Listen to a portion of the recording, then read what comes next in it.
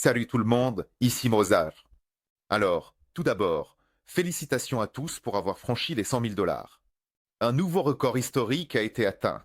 En ce moment, le Bitcoin se négocie au-dessus des 100 000 dollars. Et dans cette vidéo, je voudrais examiner ce qu'est le Bitcoin après avoir franchi ce cap, à quel point les prix actuels sont risqués, et s'il faut s'attendre à une correction. Et jusqu'où on peut encore grimper. Donc, la première chose sur laquelle je voudrais attirer votre attention, c'est notre position longue sur le Bitcoin. Voilà, je l'ai donné 2 ordres en attente. Ici, on avait de la Solana et du Bitcoin. Le Bitcoin a été travaillé il y a un moment, donc il y avait aussi une position longue sur l'Ethereum. Pour plus de détails, abonnez-vous à mon canal Telegram. Autrement dit, il y a eu également une position longue sur l'Ether, où nous avons clôturé les 2 tiers du bénéfice, le reste a été ramené au seuil de rentabilité, la Solana est toujours en activité. Je donne toutes ces transactions exclusivement sur la chaîne Telegram. Toutes les idées de trading ne sont pas sur YouTube, donc si vous ne voulez pas rater de nouveaux signaux, abonnez-vous à ma chaîne Telegram, le lien est dans la description sous cette vidéo.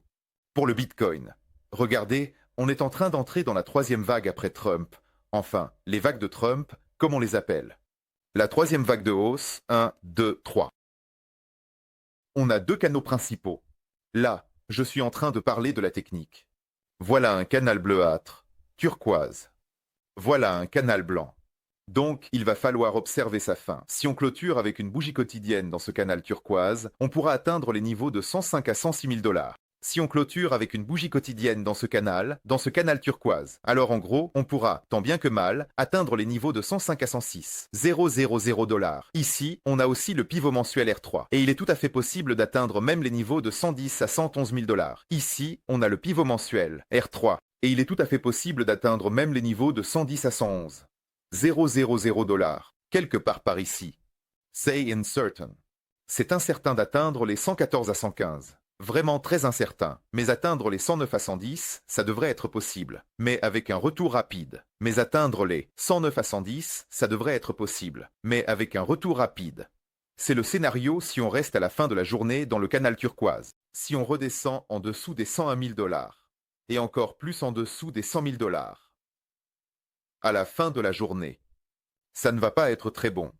Alors, il y a de fortes chances que le prix retourne vers la limite inférieure de ce canal blanc pour tester, jusqu'à notre ancien point d'entrée, donc jusqu'à 95 000 dollars. C'est ici qu'on pourra re-rentrer à 95 000 dollars, donc jusqu'à 95 000 dollars. Ici, on pourra re-rentrer à 95 000 dollars. Ce sera un bon point d'entrée-ci. Le prix suit la 2e option. Ici, on a 2 scénarios principaux, 2 configurations principales. Si le prix reste dans le canal turquoise, il y a des points d'entrée, c'est sûr, et on peut essayer d'entrer directement à partir des niveaux actuels. Mais vu qu'on avance avec un volume pas très élevé, même s'il n'est pas encore très gros, je ne sais pas, peut-être qu'aujourd'hui ils vont faire du volume, mais pour l'instant, j'avoue que j'hésite un peu à entrer. En plus, on commence à dessiner une triple divergence. Sur le RSI, d'ailleurs. Encore une fois, ça dépend jusqu'où ira la 3e vague. Mais pour l'instant, ça ressemble à une triple divergence. Et sur le MACD, on dessine un 2e sommet. Voilà, c'est déjà une divergence marquée. C'est aussi incertain jusqu'où ça ira. Pour que le MACD dépasse le 1er sommet, celui-là, je ne sais pas où le Bitcoin doit aller. Peut-être à 120, 125 tout de suite. Quand est-ce qu'on va dépasser le 1er sommet? Quelle est la probabilité de cet événement? Eh bien, pas très élevée, vu à quel point le Bitcoin a déjà avancé. Donc ici, une divergence peut être dessinée. Ici, par exemple, ça sera 110, peut-être, avec un pic, à 114, et ensuite une correction plus ou moins raisonnable. Donc, à peu près ce genre de configuration. Technique. En même temps, la domination. D'ailleurs, j'ai aussi écrit sur la domination. C'est parfait avec la domination. J'avais dit qu'il y aurait probablement un arrêt dans la fourchette de 54 à 55 après le 3 décembre, et en fait, c'est exactement ce qui s'est passé. Ce bloc, de 54 à 55, s'est arrêté juste à 54 à 76. Après quoi, il y a eu un fort rebond. Néanmoins, la domination a touché la moyenne mobile. Sur 200 jours, c'est un retest de la 200 jours. Et en théorie, vu la force de la chute actuelle, même si la domination décide finalement de se retourner, ce serait bien qu'elle le fasse au moins par une divergence haussière, ce que j'appelle convergence, c'est-à-dire le rapprochement des indicateurs. C'est-à-dire qu'il faudrait au moins faire un dernier mouvement vers le bas, ici, peut-être en touchant ce bas, et ensuite se retourner. Mais avec ce mouvement, les altcoins vont encore faire des siennes, donc je ne ferme pas toutes mes positions pour l'instant. Même si c'est le cas. Donc, pour l'instant, je ne peux pas dire comment ça va se passer, mais j'ai quand même plus de confiance en une nouvelle vague de hausse, au moins une. C'était pour ce qui est de la technique et de ce qui se passe dans la blockchain. Alors, la première chose, probablement la plus importante, c'est le financement, c'est-à-dire les taux de financement. Lors du passage au-dessus des 100 000 $, le taux a explosé pour le Bitcoin, atteignant en moyenne 0,1% sur toutes les bourses. Et là, on commence à s'approcher des niveaux qu'on avait observés. Au pic de mars de cette année. 1, 2, 3. C'est donc déjà un niveau de financement assez dangereux. Ça ne veut pas dire qu'il peut immédiatement inverser le prix, mais ça veut dire que le marché commence à entrer dans une surchauffe assez forte. Et ici, on a pour l'instant la première vague de hausse du financement avec un passage au-dessus de 0,1% pour les bitcoins. Donc, si vous maintenez des positions longues, vous paierez 0,1% pour litre et 0,3% par jour pendant 3 jours, moins 1% que la position consomme. Ce n'est pas le financement le plus extrême qu'on ait jamais vu sur les marchés. Donc, si on remonte à l'année 2021. Par exemple, en janvier, où on avait le plus grand bull run, le financement atteignait des pics allant jusqu'à 0,2%, soit 2 fois plus que les niveaux actuels. Et ensuite, grâce aux divergences, la hausse a continué, puis il y a eu un retournement. Donc, écoutez-moi bien, je ne dis pas que maintenant qu'on a franchi les 100 000, avec un financement à 0,1%, c'est fini, on se retourne, on liquide tout le monde, le marché est surchauffé. Non, je ne parle pas de ça. Je dis que le marché est entré dans une phase de surchauffe. Et à ce stade, ça commence vraiment à devenir dangereux. Donc, en général, à partir de cette phase, quand le financement dépasse 0,1 après certaines actions, certaines conditions, des divergences dans le financement. Le prix chute de 15, 20, 25%, mais peut même atteindre par endroits 30% pour le Bitcoin. Eh bien, je ne dirai pas ce que font les altos. Vous n'êtes donc pas obligé d'être prêt maintenant, mais vous devez commencer à vous y préparer.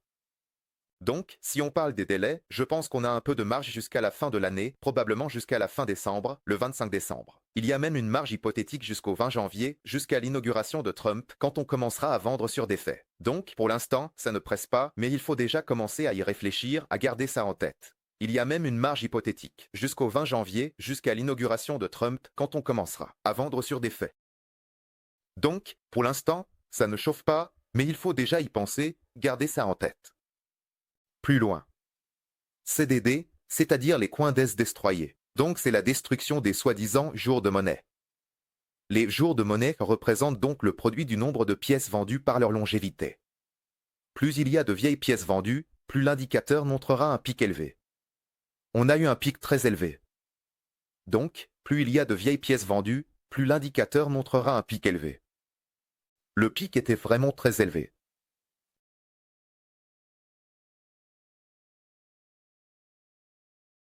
C'était littéralement il y a quelques heures, quand le Bitcoin a franchi la barre des 100 000.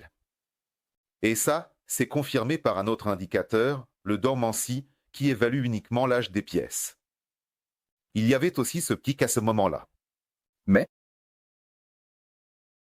en tenant compte du fait qu'en même temps, une nouvelle est sortie disant que Mt. Gox a transféré un autre lot de ses bitcoins, je vois l'arc. Et je vois que c'est vrai, il y a environ 6 heures, il me montre un transfert de presque 28 000 bitcoins.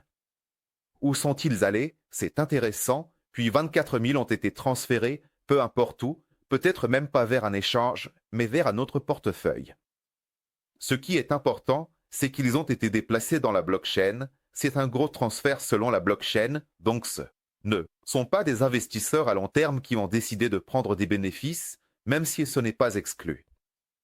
Ça veut dire que la majorité des bénéfices qui auraient soi-disant été réalisés, mais selon la blockchain, c'était un transfert venant de Mt. Gox, c'est important. Et si on regarde la coupe des 6 derniers mois, on verra la même chose.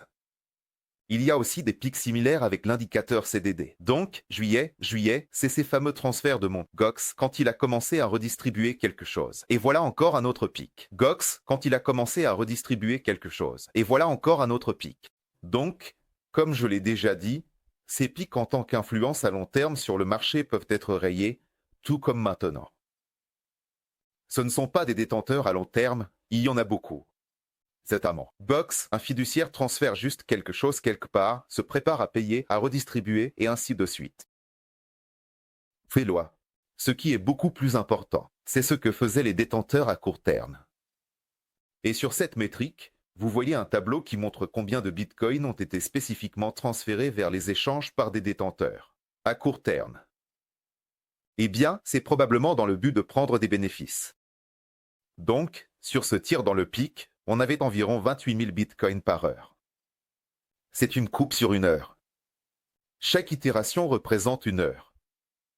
C'est pas mal, mais même au cours des 6 derniers mois, on a eu pas mal de ces pics. Donc, je ne dirais pas que c'est quelque chose d'unique. Il y a eu de tels pics. C'était quelque chose de proche de ça. Prenons une coupe depuis le début de l'année. Les pics étaient beaucoup plus importants. Donc, en mars, ils étaient plus forts que la valeur actuelle. Dans la valeur actuelle, on va au-delà, comme la limite supérieure des normes. Voilà le couloir. Les normes vont de 0 à un maximum, et là, ce sont déjà des valeurs extrêmes. Donc, pour l'instant, il n'y a pas eu de valeurs extrêmes concernant la prise de bénéfices des court-termistes. Ils n'ont pas vraiment eu d'impact sur le marché. Donc, en tenant compte de ce fait, on peut aussi dire que le prix du Bitcoin peut encore monter un peu. En gros, tout ce que je viens de montrer, ouais, on voit une certaine pression, ouais, on voit une augmentation du funding à des niveaux déjà assez élevés, et la tendance à la hausse du marché commence à être évidente. On voit le CDD, mais tout ça est attribué à moi. Box, ça s'attribue à la limite supérieure, mais pas à une prise de bénéfice extrême. Et ça s'attribue juste à l'analyse technique. C'est-à-dire qu'il y a encore du potentiel pour le mouvement sur le graphique, sur les bougies. Mais maintenant, le plus important, c'est d'attendre la clôture de cette journée. Parce qu'après avoir franchi des niveaux aussi significatifs que 100 000 $, à un moment donné, c'était 10 000 $.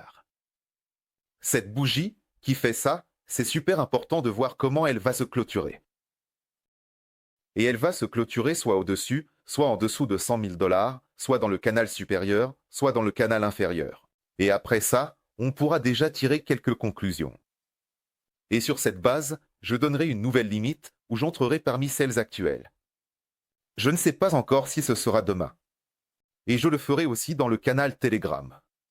Je rappelle que le lien se trouve dans la description sous cette vidéo. On va aussi revenir à l'antenne. Merci à tous pour votre attention. Encore une fois, félicitations à tous pour avoir franchi les 100 000 $. C'était Mozart au micro. Bonne journée à tous et à bientôt.